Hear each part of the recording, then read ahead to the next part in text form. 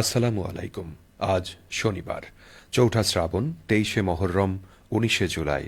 বাংলাদেশ বেতার, রাজশাহী। স্থানীয় সংবাদ পড়ছি কল্যাণ ঘোষ। বিএনপির ভারপ্রাপ্ত চেয়ারম্যান তারেক রহমানের উপস্থাপিত রাষ্ট্র কাঠামো মেরামতের ৩১ দফা কর্মসূচির উপর দিনব্যাপী প্রশিক্ষণ কর্মশালা নাটোরের সিংড়ায় অনুষ্ঠিত হয়েছে। গতকাল কলম হাইস্কুল মাঠে ইউনিয়ন বিএনপি আয়োজিত কর্মশালায় প্রশিক্ষণ প্রদান করেন মুক্তিযোদ্ধা প্রজন্ম দলের কেন্দ্রীয় সাধারণ সম্পাদক ও সিংড়া উপজেলা বিএনপির সাবেক যুগ্ম আহ্বায়ক ব্যারিস্টার ইউসুফ আলী। কর্মশালায় তিনি বলেন, বিএনপির ভারপ্রাপ্ত চেয়ারম্যান তারেক রহমানের কর্মীরা জেলা থেকে উপজেলা হয়ে ইউনিয়ন পর্যায়ে রাষ্ট্র কাঠামো মেরামতের বার্তা দিয়ে ছুটে বেড়াচ্ছেন। ৩১ দফার মধ্যেই সংস্কারের প্রস্তাবনা রয়েছে। একটি শান্তিপূর্ণ, অবাধ, সুষ্ঠু নির্বাচনের মাধ্যমে একটি নির্বাচিত সংসদে সাংবিধানিক সংস্কারের প্রক্রিয়া এগিয়ে নিয়ে যেতে হবে। কলম ইউনিয়ন পরিষদের সাবেক চেয়ারম্যান ইব্রাহিম খলিল ফটিকের সভাপতিত্বে কর্মশালায় প্রধান অতিথির বক্তব্য রাখেন নাটোর জেলা বিএনপির সদস্য অধ্যক্ষ আনোয়ারুল ইসলাম আনু।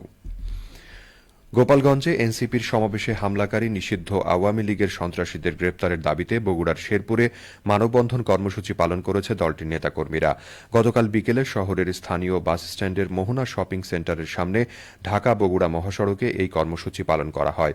কর্মসূচিতে জাতীয় নাগরিক পার্টি এনসিপি শেরপুর উপজেলা শাখার প্রধান সমন্বয়ক আব্দুল আলিম, কমিটির নেতা নাজমুল ইসলাম, শাকিল মাহমুদ বক্তব্য রাখেন। এ সময় বক্তারা বলেন, গোপালগঞ্জে এনসিপির সমাবেশে হামলাকারী নিষিদ্ধ সংগঠন আওয়ামী লীগের সন্ত্রাসীদের অবিলম্বে গ্রেপ্তার করতে হবে, অন্যথায় দেশের সাধারণ মানুষ তাদের ভয়ঙ্কর জবাব দেওয়ার জন্য প্রস্তুত রয়েছে।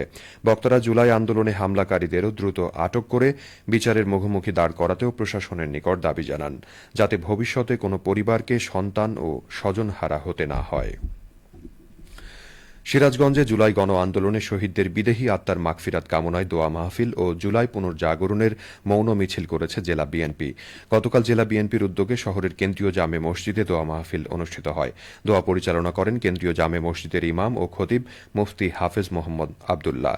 দোয়া মাহফিলে বিপুল সংখ্যক মুসল্লি অংশগ্রহণ করেন। এরপর জামে মসজিদের সামনে থেকে একটি মৌন মিছিল বের করা হয়। মিছিলটি শহরের প্রধান প্রধান সড়ক প্রদক্ষিণ করে। মিছিলে জেলা বিএনপির সহসভাপতি অমর কৃষ্ণ দাস, যুগ্ম সাধারণ সম্পাদক শামীম খান, হারুনুর রশিদ খান হাসান, সাংগঠনিক সম্পাদক মির্জা মোস্তফা জামান অংশগ্রহণ করেন।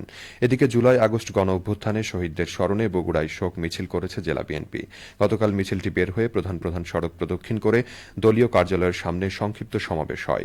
এ সময় উপস্থিত ছিলেন বিএনপি চেয়ারপারসনের উপদেষ্টা advocate A K M Mahbubur Rahman, সাবেক এমপি মোহাম্মদ হেলালুজ্জামান তালুকদার লালু, জেলা বিএনপির সভাপতি রেজাউল করিম বাদশাহ ও জেলা বিএনপির সাবেক সভাপতি ভিপি সাইফুল ইসলাম। বাদ জুম্মায় জেলা বিএনপির আয়োজনে বাইতুর রহমান সেন্ট্রাল মসজিদে জুলাই আগস্ট গণ অভ্যুত্থানে শহীদদের স্মরণে বিশেষ দোয়া মাহফিল করা হয়। বগুড়া জিলা স্কুল ও সরকারি বালিকা উচ্চ বিদ্যালয় পরিবারের আয়োজনে জুলাই আগস্ট ছাত্র জনতার অভ্যুত্থানে শহীদদের স্মরণে মোমবাতি প্রজ্বলন ও স্মরণ সভা অনুষ্ঠিত হয়েছে। গতকাল সন্ধ্যায় বগুড়া জিলা স্কুল মাঠে ২ শতাধিক বর্তমান ও প্রাক্তন শিক্ষার্থী এতে অংশ নেয়। বগুড়া জিলা স্কুলের প্রাক্তন শিক্ষার্থী মেহেদী হাসান শাহেদের সভাপতিত্বে স্মরণ সভায় বক্তব্য রাখেন এনসিপি বগুড়ার সদস্য এজাজ আল ওয়াসি জিম, এনসিপি যুবশক্তি বগুড়ার সংগঠক মহিদুল নবী মিশু, বৈষম্য বিরোধী ছাত্রনেতা জাকিরুল ইসলাম। স্মরণ সভায় বক্তারা বলেন, জুলাই আবেগের জায়গা, তাই সবাই যে যার অবস্থান থেকে জুলাই আগস্ট ছাত্র জনতার গণ অভ্যুত্থানে শহীদদের স্মরণ করছে। ২৪শে জুলাই আন্দোলন হাজারো ভাই ও বোন শহীদ হয়েছে। তাদের আত্মত্যাগের মধ্য দিয়ে ডিজিটাল বাকশাল সরকারের পতন হয়েছে। নতুন বাংলাদেশে আর কোনো বৈষম্য থাকবে না। বগুড়া জিলা স্কুল ও সরকারি বালিকা বিদ্যালয়ের পরিবারের আয়োজনে ও মৌলিক বাংলার সহযোগিতায় মোমবাতি প্রজ্বলন করা হয়। নাটোরে জুলাই স্মৃতি ফুটবল টুর্নামেন্টে গতকাল অনুষ্ঠিত প্রথম খেলায় রেনেসা স্পোর্টিং ক্লাব ৪-৩ গোলে জুলাই যোদ্ধা ফুটবল একাদশকে এবং দ্বিতীয় খেলায় নাটোর সদর উপজেলা ফুটবল একাদশ ৩-০ গোলে তানভীর চৌধুরী ফুটবল একাদশকে পরাজিত করেছে। নাটোর জেলা স্টেডিয়ামে জেলার ১৬টি দলের অংশগ্রহণে এই টুর্নামেন্টের আয়োজন করেছে বৈষম্য বিরোধী ছাত্র আন্দোলন। এদিকে সিরাজগঞ্জে শিয়ালকোল আন্ত ইউনিয়ন ফুটবল টুর্নামেন্ট ২০২৫-এর ফাইনাল খেলা গতকাল অনুষ্ঠিত হয়েছে। শিয়ালকোল ক্রীড়া সংঘ আয়োজিত সারটিয়া আমেনা মনসুর উচ্চ বিদ্যালয় মাঠে ফাইনালে প্রতিদ্বন্দ্বিতা করে প্রভাতী সংঘ ও সুপার কিংস ফুটবল একাদশ। তীব্র প্রতিদ্বন্দ্বিতাপূর্ণ খেলায় সুপার কিংস একাদশকে ৩-১ গোলে পরাজিত করে এবারের আসরের চ্যাম্পিয়ন হয় প্রভাতী সংঘ। খেলা শেষে বিজয়ী ও পরাজিত দলকে ট্রফি এবং পুরস্কার প্রদান করেন আমন্ত্রিত অতিথিবৃন্দ। সবশেষে আবহাওয়া। আজ সকাল ৬টায় রাজশাহীতে তাপমাত্রা ছিল ২৭.৮ ডিগ্রি সেলসিয়াস। এ সময় বাতাসে আর্দ্রতার পরিমাণ ছিল ৯৬%। রাজশাহী ও পার্শ্ববর্তী এলাকায় আজ সূর্যোদয় হয়েছে ভোর ৫টা ২৭ এবং সূর্যাস্ত সন্ধে ৬টা ৫৫।